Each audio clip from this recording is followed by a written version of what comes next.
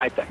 Geraldo, stand by if you would for a second. I want to bring in Jim Arkedis. He's the director of the National Security Project at the Progressive Policy Institute. He's a former counterterrorism analyst for the U.S. Naval Criminal Investigative Service. And, Jim, you know, Geraldo makes a good point there. We talk about the money. And as long as the money doesn't dry up, these guys are going to keep attacking ships time and time again.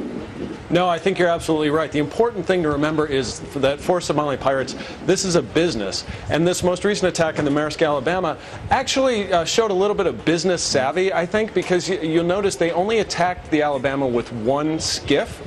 And in the past, they used 2 to 4. So I have a hunch that they were actually testing out the defenses on the Maersk, Alabama in an attempt to see how easy this would be as we try to increase the defenses. I would also suggest that it might not be as easy as Geraldo suggests, because there are a lot of companies out there who are really very gun-shy, to, you know, pardon the pun, about arming these ships because they do see the cost that they need, that it would take. So it's probably a marriage of arming certain ships, but also having a steadfast resolve throughout the maritime community to refuse to pay ransom. Because when we hear stories of like these Spanish vessels who pay somewhere in the neighborhood of $4 million to release their crews, that it's never going to change. As long as there's money out there, there will always be the incentive to try and attack ships. Yeah, Jim, thanks. Geraldo, let me put that last question to you about the money, because pretty much everybody pays, and that's why these guys keep coming back.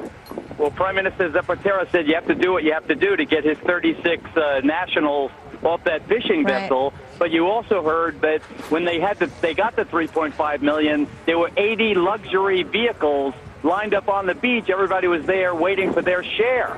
I mean, it is absolutely ridiculous to consider these guys, the pirates, either pathetic or freelancers. This is now a systematic industry, as Jim suggests, and it has to be met with force. And we have to do the same thing we did when the United States Navy was born, and we went after those guys in Tripoli in the Mediterranean. You've got to take it at the national level. Every vessel has to be armed.